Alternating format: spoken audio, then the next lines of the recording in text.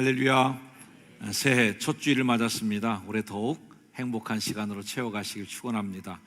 또 한 번 우리 새해 첫 주일이니만큼 인사 한번 나눠볼까요? 새해 하나님 복 많이 누리세요. 새해 하나님 복 많이 누리시기를 바랍니다.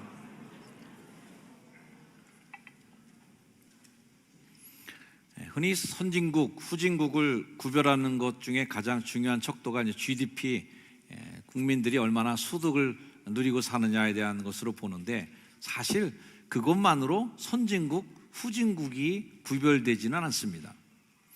그 국가의 품격이, 그리고 그 국민들의 어떤 수준이 더 중요하죠.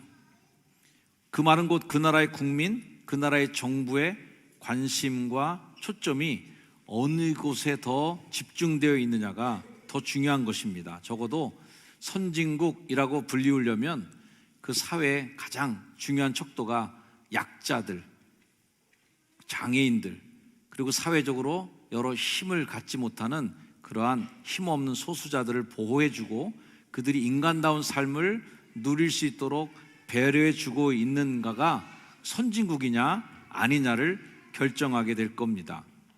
그렇게 삶을 누리도록 좀 시민들이 같이 배려해주고 함께 이렇게 북돋아주는 그러한 국가라면 선진국이야 할 수 있겠고요. 반대로 힘 있는 사람들, 권력자들, 가진 것이 많은 사람들에게만 그 정부나 국가가 충성하고 있다면 결코 그 나라는 선진국이라는 말을 붙일 수가 없을 것입니다. 그냥 GDP가 높아도 돈 많은 나라라고 할 수 있겠죠. 우리식으로 하면 졸부 정도 될 것입니다. 다시 말해서 그 나라, 그 사회가 어디에 관심의 우선순위를 두고 있느냐, 어디에 배려의 우선순위를 두느냐가 곧 국가의 수준이고 국민의 수준이라는 것입니다. 자, 어떤 것에 우선순위를 두고 먼저 관심 두는 게 뭔가라고 하는 이 중요한 문제는 비단 국가나 사회만의 문제가 아니라 우리들 인간 세상에도 그대로 적용될 만한 그러한 가치 기준입니다. 어떤 사람이 됨됨이가 어떤지, 그 사람의 인격이 어떤지, 그런 믿음의 크기는 어떤지라는 걸 보려면 뭘 보면 되겠어요? 그 사람이 뭐에 더 관심을 갖고 사는지, 어디에 관심의 초점이 맞춰져 있는지를 보면 간단하게 그분의 믿음의 정도, 그 사람의 수준을 알아볼 수가 있을 겁니다. 자, 우리가 무엇을 염려하고 사는가는 바로 그 초점을 알아내는 질문이에요. 어디에 관심 갖고 삽니까? 라는 거고, 그 관심은 곧 염려로 나타나겠죠. 어디에 무엇을 염려하고 살고 있는가? 자, 인간의 몸을 입고 이 땅에 내려오셔서 예수님은 사람들과 같이 되시고 사람들 틈바구니에서 같이 배고프도 보시고 졸려도 보시고 힘들어도 보시고 하면서 사람들을 다 살피시면서 보시니 인간들이 갖고 있는 걱정거리가 있는 걸 보게 된 거죠. 25절 말씀이에요. 목숨을 위하여 무엇을 먹을까? 무엇을 마실까? 무엇을 입을까? 이거 너무 걱정 많이 하는 거예요. 이거 염려를 좀 내려놓아야 된다는 거예요. 목숨이 음식보다 중요하지 않은데 왜 저거에 대해서 저렇게 많이 관심을 쏟고 있지? 몸이 의복보다 중요한데도 불구하고 왜 이렇게 의복에 대해서만 관심을 저렇게 쏟고 앉아있지? 하는 걸 예수님도 느끼신 거예요. 의식주, 이 문제는 정말 중요한 문제입니다. 생존에 관계된 거기 때문에 중요한 거죠. 주님은 우리의 그 염려의 대상을 잘 아십니다. 염려하지 않을 수 없는 그 무게를 주님은 알고는 있으세요. 그러시면서도 불구하고 염려하지 말라는 얘기를 하십니다. 자, 오늘 이 본문 말씀은 만약 여러분들이 처음으로 누군가가 나타나서 내가 난생 처음 듣는 얘기로 먹을 거, 입을 거, 무엇을 입을지 염려하지 마세요 라는 얘기를 들었을 때 여러분들은 어떤 마음이실 것 같아요? 아마 굉장히 충격적이지 않겠나 싶습니다. 아니, 이런 걸 걱정하지 말라고? 그럼 뭘 걱정해야 되는 거야? 대체 정신이 있는 거 없는 거야? 이런 거 걱정 안 하고 살 수 있겠어? 하고 아마 덤벼들지도 모르겠어요. 이런 생각을 갖고 있는 분들이 계시다면 그분에게 조금은 이 말씀 위로가 될 터인데, 너희 하늘 아버지께서는 이 모든 것이 너에게 있어야 될 줄을 아시긴 해요. 먹지 말라는 게 아니라, 마시지 말라는 게 아니라, 옷 벗고 살라는 말이 아니에요. 오히려 예수님은 이것들이 너에게 있어야 될 줄 나도 알고 있어 하고 동감해 주시는 거예요. 그런데 알지만 다 이해는 하겠지만 예수님이 강조하고 싶은 것은 뭐가 더 중요한데 그럼? 뭐가 더 먼저인데 하는 질문을 우리에게 주는 겁니다. 자, 먼저 그것을 차지하지 못하도록, 먼저 그거에 관심을 갖지 못하도록 방해하고 있는 가장 강력한 블록이 뭐냐면 염려로 보신 거예요. 걱정하고 있구나. 그리고 그 관심의 초점에 맞춰서 그거를 걱정하는 게 결국 그 사람의 삶의 초점이구나. 여러분들도 지금 뭔가 많이 걱정하고 계신 게 있다면 그게 지금 최고의 관심사시겠죠. 먼저 그의 나라와 그 의를 구하라 하는 이 말씀과 대척점에 서 있는 개념이 염려하는 겁니다. 염려에 대한 예수님의 대답은 아주 단호했어요. 염려하지 말라. 메림나테라고 하는 이 원어적인 의미를 갖고 있는 이 말의 뉘앙스는 성경의 본문보다 훨씬 강력합니다. 당장 염려를 멈추어라 하는 말씀이에요. 당장 스톱해. 하지마. 지금 끝내야 돼. 하지마 하는 굉장히 단호한 명령이 염려하지 말고 라는 의미예요. 사실 이 먹는 문제에 대해서 예수님도 굉장한 숙제, 큰 인생의 짐을 가지셨어요. 예수님이 40일 동안이나 금식하시고 나서 기도하고 나서 처음으로 맞닥뜨린 내 목회의 문제, 내 삶의 문제, 내 인생의 문제가 뭐예요? 너무 배고픈 거예요. 돌도 떡으로 만들어 먹고 싶을 정도로 배고픈 그 마음, 예수님이 40일 금식한 이후에 처음으로 들었던 마음의 시험이었죠. 이 주제의 무게가 그렇게 만만치 않구나라는 걸 우리들이 일단 공감해야만 또 다음 단계로 넘어갈 수 있습니다. 나는 거 먹고 사는 거 별로 중요하지 않아. 이거 큰 문제입니다. 중요해야 돼요. 먹고 사는 문제 중요하고, 그렇게 내가 의식주의 문제가 내가 짊어지고 나가야 될 굉장히 무겁고 큰 짐이다라는 것도 인식해야만 합니다. 하지만 예수님이 강조하고 있는 것은 그것보다 더 중요하고 무거운 게 있다는 걸 알라는 것이죠.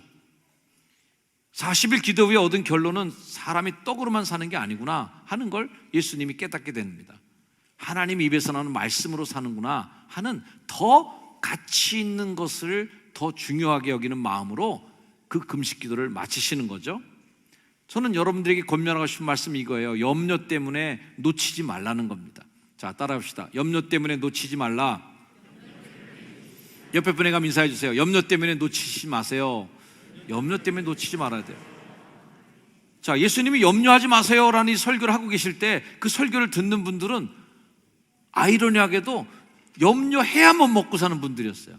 하루하루가 염려하지 않으면 도저히 살 수가 없는 그 사회의 가장 취약층들,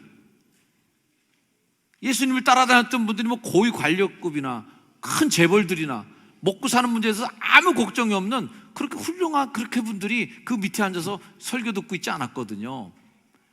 그분들은 걱정해야 되는 사람들이에요. 매일매일이 걱정해야 돼. 예수님은 거룩한 성전에 머무르시면서 사람들의 민생과는 전혀 관계없이 민생의 아픔, 그분들의 애환들은 다 하고 오직 하나님만 봅시다. 구름에 둥둥 떠서 살아야 됩니다. 이렇게 살지 않으셨어요. 먹을 거, 마시는 거, 입고 사는 문제, 그 문제가 정말 코앞에 닥쳐온 생존의 문제로 다가오는 사람들의 애환을 예수님은 누구보다도 잘 아셨다고 저는 확신합니다. 그럼에도 불구하고 주님은 한 단계 더 깊이 들어가야 된다. 그게 이제 먼저라는 이 단어로 다 표현이 되는 거예요. 이런 거 다 있어야 될 줄 내가 알아. 오케이. 내가 다 공감한다니까. 나도 지금 사람의 몸을 입고 이 땅에 와서 살고 있잖아 하면서 그걸 안타깝게 보시면 나도 굶어봤어. 나도 인생이 힘들어. 인자는 머리 둘 곳도 없어. 제자들은 배고파서 이삭 밭을 지나가면서 미리삭을 훑어서 그걸로 배를 채울 정도로 굶주렸고 말이죠. 다 알고 계세요. 하지만 다 알고 있다 할지라도 그것 때문에 더 중요한 걸 놓치면 안 돼. 이걸 강조하시는 거예요.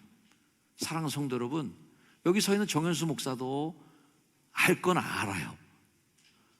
경제활동이 얼마나 각박하고 빠듯한지 저도 알아요. 그러나 그 모든 것 때문에, 그것 때문에 다른 걸 놓치면 안 된다는 것도 저는 더 알아요. 우리는 예수 믿는 사람들이에요. 적어도 그 정도는 염려의 기준점이, 그것이 내 인생을 다 흔들어 놓지는 말아야 되겠다라고 생각하고 예수 믿기로 작정한 사람들이에요. 이 모든 것이 여러분에게 있어야 될 것을 알지만 더 중요한 것, 예수님은 그걸 안타깝게 보시는 거고, 그 염려가 우리 인생을 지진처럼 밑바닥부터 다 흔들어 놓게는 놔두지 마 하는 것으로 염려하지 말고 라고 하는 거예요. 여러분의 믿음의 단계가 올 한 해 한 단계 더 업그레이드 되시고, 믿음의 단계가 한 단계 더 다음 스테이지로 여러분 전진해 나가시기를 주의 이름으로 축원을 드립니다. 일상에 평범한 스테이지가 있어요. 평범한 단계가 있어요. 그것은 상식선상으로 다 이해가 되는 단계예요. 염려하는 것에 대해서 우리가 다 동의가 돼요. 그 동의되는 수준이 있단 말이죠. 사연을 들으면 공감이 되고 당연히 그럴 수 있지, 그렇게 동의가 다 되는 그 정도의 차원이 있다는 거예요. 아유, 목사님, 아이가 고3이라서 올해 교회 못 나와도 좀 이해 좀 해주세요. 이해되죠. 당연히. 대한민국이 어떤 나라예요? 고3 때 공부 못하면 인생이 망가질 수도 있어요. 그러니 고3 때 공부해야지. 그리고 교회 그래서 못 나온다니 할 수 없지 뭐. 어떻게 하겠어요? 걔 인생을 망칠 수는 없잖아요. 목사님, 갑자기 거래처가 끊겨져서 11조를 드릴 수가 없게 되었어요. 드릴 수 없죠. 당연히 어려워지셨는데 어떻게 거기서 무리하게 할 수 있겠어요? 상식선으로 다 이해가 돼. 목사님, 아무개 권사한테 받은 상처가 너무 커서 당분간 사역의 자리는 좀 내려놓아야 될 것 같아요. 당연히 내려놓으셔야지. 교회 오면 그 인간 얼굴 볼까 봐 겁나는데 어떻게 교회 와서 일할 수 있겠어요? 너무 힘든 거예요. 그거는 당분간 좀 피해 있어야지. 다 공감이 된다니까요. 새로운 일을 시작하게 돼서 시간이 너무 부족해요. 예배에 자주 빠질 것 같으니까 양해해 주세요. 양해하죠. 생존의 문제는 어떻게 제가 그거 다 때려치라고 말씀할 수 있었어요? 다 그거 집어 던지고 오직 교회 와서만 사세요. 그렇게 말 안 하죠. 제가, 목사님, 아무리 자식이라도 믿음의 문제만큼 제가 마음대로 못 하겠어요. 그러니 이제 언젠가 지가 깨닫겠지 하고 그냥 내비쳐 두려고요. 내비쳐 두셔야죠. 머리가 다 큰 자식을 어떻게 하겠어요? 때려도 안 되는 자식을 무슨 수로 말 몇 마디로 걔를 통제하고 그 사람을 내가 움직일 수 있겠어요? 자식도 내 마음대로 못 하는 거예요. 그렇게 염려가 슬금슬금 나를 잠식하고 더 이상 앞으로 더 나갈 수 없게 만들 때, 그래서 아직 그 염려를 뿌리칠 만한 믿음의 성숙함이 없어서 믿음의 분량이 안 되는 데다가 거기다 대고 무턱대고 다 때려치세요. 그따위 예수 믿고 어떻게 천국 가려고 그럽니까? 주님이 십자가 지시고 여러분이 죽었는데 그 정도도 못 참고 그 정도도 안 하려고 그러면 그 교회 나오지 마세요 라고 말하지 못하는 답답함을 담아 이렇게 설교 시간이라도 말씀을 드리는 것은 이 말씀이에요. 자, 읽어볼게요. 시작. 염려의 믿음마저 제가 걱정하는 건 그거예요. 그 염려, 이해가 다 돼. 상식선 안에 다 동감이 되는 거예요. 그렇게 해야 될 것 같아 막. 근데 목사의 걱정은 뭐예요? 그것 때문에 믿음마저 빼앗기면 어떡하지? 저러다 다 잃어버리면 어떡하지? 라는 거예요. 자, 이런 상식의 단계에서 그 다음 스테이지가 하나 기다리고 있는 게 있어요. 다음 단계가 있는데, 목사로서 여러분의 영혼을 사랑하는 마음으로 드리고 싶은 권면은 경계선을 아슬아슬하게 넘은 모험이 있어야 된다는 거예요. 그게 다음 스테이지예요. 제가 많은 후배 목사님들한테 그런 고민을 이렇게 들은 게 있었는데, 여러 차례 저한테 그런 고민을 물어본 친구들이 있었습니다. 사모님이 뭔가 다른 잡을 갖고 일을 하시는데 교인들은 어쨌든 사모의 손길이 필요한 거죠. 개척교회나 이런 작은 교회일수록 사역자들이 부족하니까 사모님이 다 도닥거려주고 사모님이 다 이렇게 얼얼 해줘야 이렇게 좀 이렇게 챙겨지는 분들이 있거든요. 근데 그런 게 이제 아쉬운 거예요. 목사님도. 그러니까 목사님, 선배 목사니까 선배님 이거 참 고민이에요. 그렇다고 일을 놓자니 이 가정 경제가 이게 운영이 잘 안 되고 라는 것, 그리고 본인도 투잡을 뛰고 있는 목사님들 이중적으로 일을 하거나 그래서 그것에 시간이 뺏겨서 마음이 괴롭다고 힘들다고 이렇게 이제 얘기하는 이제 목사님들, 그때 제가 한 대답은 거의 100%였습니다. 놔야 된다는 거였어요. 한 번은 줄 놔야 된다. 그래서 한 번은 내가 그 줄 놨을 때 죽는지 안 죽는지를 봐야 된다. 그 죽는지 안 죽는지를 확인해 봐야 그때 목사 되는 거 아니냐. 만약 그 줄 놔서 죽으면 목사하지 말고 줄을 놨는데도 안 죽는 걸 확인하고 나면 그때는 하나님 믿고 가는 거지. 근데 그거 한 번도 놔본 적이 없어갖고 그걸 벌벌벌 떨고 앉아있으면 어떻게 다음 단계로 나갈 수 있을까? 목사가 될 수 있을까? 하나님의 종이 될 수 있을까? 뭐 이런 얘기를 전해 주었는데 요즘에는 또 이제 그런 얘기도 사실은 쉽지 않은 상황이 됐어요. 요즘에는 대부분 이제 교단에서도 목회자들에게 이중직을 이제 허용하고 있는 중에 있고요. 어떤 사모님들 중에도 우리 지방도 개척교 목사님들 다 대부분 일하시는 분들도 많고 하기 때문에 이게 이제 절대 룰처럼 마치 교과서적인 원칙처럼 다 때려쳐 그만해 이렇게 이제 얘기할 수 없는, 또 그렇게 얘기하면 저도 또 이제 꼰대가 되고 라떼가 될까봐 겁나는 마음도 있는 거죠. 하지만 제 마음에 있는 하나의 그 숙제 같은 마음은 그거 놔야 되는데 한 번은 믿음으로 그 다음 스테이지를 한번 열어야 되는데 그 경계선을 한번 넘어가 봐야 되는데 한 번도 그 경계선을 넘지 못한 채 다음 판을 기대하지 못한 채 그 판에서 끝나버린다면 문 하나만 열고 나가면 어떤 세상이 열려질지 아무도 모르는데 하나님의 영역이 기다리고 있는 그 영역으로 가보지도 못한 채 상식선상에서 아까 얘기한 대로 이러니까 이거 안 되는 거예요. 이러니까 이거 못하는 거예요. 이러니까 저는 안 돼요. 라는 것으로 다 이해될 만한 상식선상에서만 우리가 다 머물고 앉아있다면 뭐 교회 와서 앉아있습니까 우리가? 성경은 이런 이야기로 가득 차 있죠. 아브라함한테 야, 너 본토 친척 아버지 집 떠나야 되겠다. 경계선을 넘어야 되겠다. 너 제일 안전한 땅이 어디예요? 본토지, 고향이죠. 고향만큼 든든한 곳이 어디 있어요? 친척들이 많으면 다 내 의원군이죠. 뭐 불이익 하나 생기면 뭐 어려운 일 하나 생기면 다 친척들이 도와줄 텐데 아버지 집 최고죠.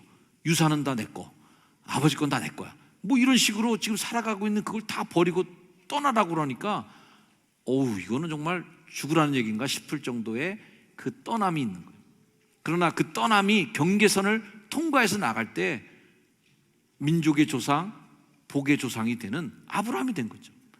모세도 멀쩡히 장인 집에서 잘 살면서 편안하게 그냥 되는 대로 그냥 가늘게 살다가 죽어야지 그러고선 목동 치고 양 치고 앉아있는데 갑자기 하나님 나타나셔갖고 가라는 거예요. 가라! 내가 네 입과 함께 있어 할 말을 가르치리라. 어디로 가라는 얘기예요? 바로에게 가라. 파라오에게 가라. 그래서 모세가 살았던 그 시대에 파라오는 파라오 중에서도 가장 강력한 통치력을 자랑하고 있었던 왕이었었는데요. 그 왕하고 한번 너 맞짱 떠러 가라는 거예요. 이게 가능한 일이냐고요. 죽는 게 뻔한데.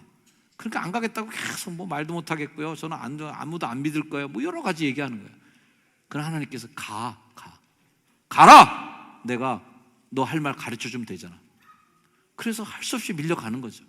그러고 나서 이 목동 40년 동안 양치던 모세라는 사람이 우리가 아는 그 이집트의 왕자의 영화의 주인공이 되고 출애굽의 주인공이 되고 십계의 주인공이 되는 얼마나 어마어마한 인생을 살아가게 됩니까? 경계선을 넘는 다음 판이 있는 거죠. 다윗도 골리앗 덩치만 보고 그냥 미리 오그라들어서 아무 짓도 못한 게 아니라 경계선을 넘은 거죠. 그날 죽을 수도 있었는데 그 경계선을 한번 뛰어넘으니까 그 목동 소년이 왕이 되는 거죠. 하나님은 어떤 사람에게 은혜와 기적을 나타내 주실까? 이거 뭐 정답을 다 우리가 알고 있는 거죠. 염려하다가 가다가 멈춘 사람이 그 기적을 볼 수가 없어요. 염려하다가 그 일을 안 하는 사람에게 절대 그 다음 판은 열리지 않는다. 그 임계점, 염려의 임계점을 통과한 사람만이 하나님의 역사와 기적을 보게 될 줄로 믿습니다. 저는 그래서 그 힘을 먼저의 힘이다 라고 명명하고 싶어요. 우리 따라합시다. 먼저의 힘. 먼지의 힘으로 이렇게 읽으시면 안 돼요.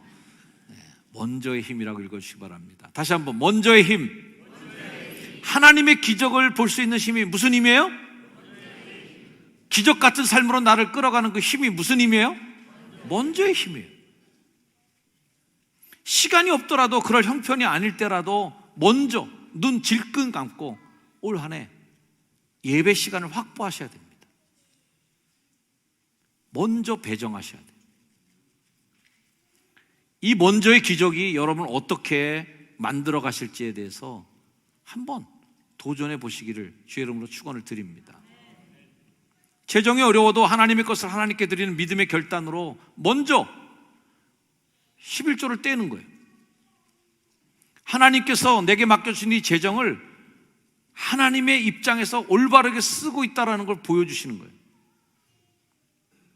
그렇게 먼저의 힘을 발휘해 볼 때, 다른 헌금이야 남들이 많이 낼 수도 있고 조금 낼 수도 있겠지만 11조만큼은 각각의 형편에 맞게끔 10분의 1을 내는 아주 균등하게 주어진 상대적인 헌금입니다. 다른 지출을 생각하기에 앞서 먼저 하셔야 될 거예요. 그래야 하나님이 복을 핸들링할 수 있는 사람에게 그 축복을 맡기시지 않겠습니까? 적어도 그 돈이 내가 컨트롤하는 능력이 있는 걸 하나님께 보여줘야 될 거 아니겠어요? 그 사람에게 하나님이 물질을 맡기시겠죠. 내게 맡긴 재정을 조절해 나가는 능력을 가지는 것이 저는 먼저 하나님 앞에 12일조를 떼는 거라고 생각합니다. 그렇게 조절해 나갈 때 하나님께서 약속하신 축복처럼 쌓을 곳이 없도록 쏟아 부으시는지 아닌지 시험해 보라 한 주의 축복의 말씀이 이루어지기를 주의로 축원합니다. 요즘에 들은 굉장히, 요즘 젊은이들 말대로 신박한 단어가 하나 있었는데 수직전도라는 말을 들었어요. 올해 여러분 수직전도를 먼저 기도하시기를 주의로 축원합니다. 수직전도가 뭐냐면 우리가 이제 관계전도 이런 건 많이 알죠. 옆집, 주변 사람들, 친구, 동료들. 근데 수직전도는 뭐예요? 우리 부모님, 내 자식. 위에서 아래로 내려오는 직계 가족들. 직계잖아요. 수직. 올 한 해 이거 놓고 기도하신 여러분들에게 축원합니다.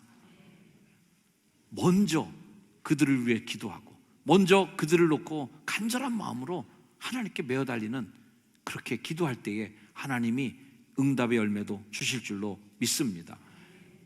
이렇게 모든 염려에 붙잡힌 이들이 전전긍긍하고 있을 때 주님께서 그 염려를 하지 말라고, 내려놓아야 된다고, 무엇을 먹을까 이거 하지 마라 그러면서 약속하시기, 이 모든 것을 너에게 더하시겠다는 약속이에요. 자, 이 염려와 모든 것을 더하시리라 하는 그 두 가지의 덩어리 중에 가운데를 연결하는 단어가 하물며라는 단어입니다. 하물며 너희일까 보냐. 믿음이 작은 자들아. 먼저가 되려면 믿음을 가져야 되는데 믿음이 없는 사람은 아예 하나님 찾지도 않을 거고, 믿음을 갖고는 있는데 염려 때문에 그 믿음이 자라지 못하고 기세에 눌려갖고 더 이상 앞으로 전진해 나가지 못하는 그 사람이 누구냐면 믿음이 작은 자예요. 하물며 너희일까 보냐. 믿음이 작은 자들아. 믿음을 가진 자는 하나님 나라를 꿈꿉니다. 너희는 먼저 그의 나라와 그 의를 구하는 거예요. 그리하면 이 모든 것을 너에게 더해 주신다는 거예요. 자, 먼저라고 하는 이 프로톤이라고 하는 단어는 절대적 우선순위예요.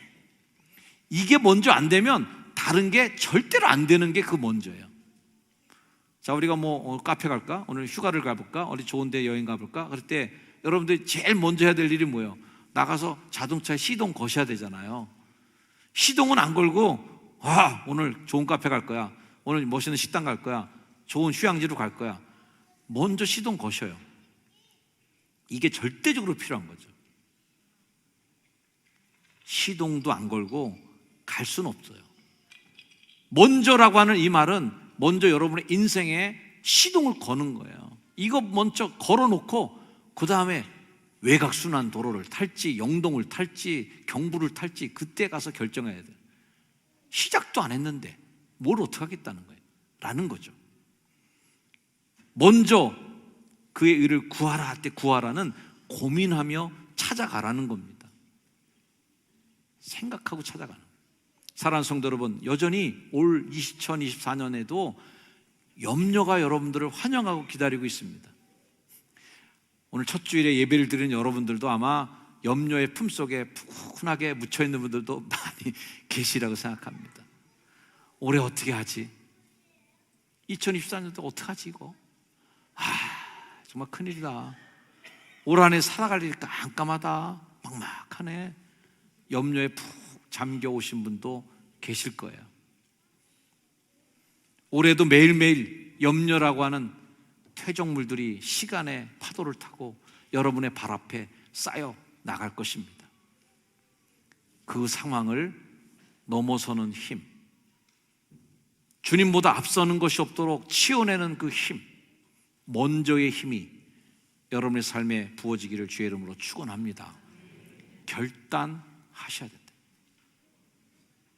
먼저 하기로 결단하는 그 먼저의 힘으로 힘차게 이 한 해 전진해 나가시고 하나님이 주신 축복의 땅을 향하여 마음껏 나아가는, 돌파해 나가는 기적의 주인공 여러분이 되기를 주의 이름으로 축원합니다. 기도하겠습니다. 하나님, 주님이 우리에게 먼저 오셨습니다. 감사합니다. 주님, 우리도 주님께 먼저 삶을 결정하고 나아가기로 작정한 세례받은 사람들이고 예수 믿는 사람들입니다. 염려가 주님의 권능의 손길보다 더 크게 보이지 않게 해주시고, 걱정거리가 나를 사랑하시는 예수님의 사랑의 십자가보다 더 앞에 서 있지 않게 하여 주셔서 주님보다 앞서는 것이 없이 주님을 앞세우고 힘차게 걸어나가 승리하는 이 한 해가 되게 하여 주옵소서. 예수님의 이름으로 축복하며 기도합니다. 아멘.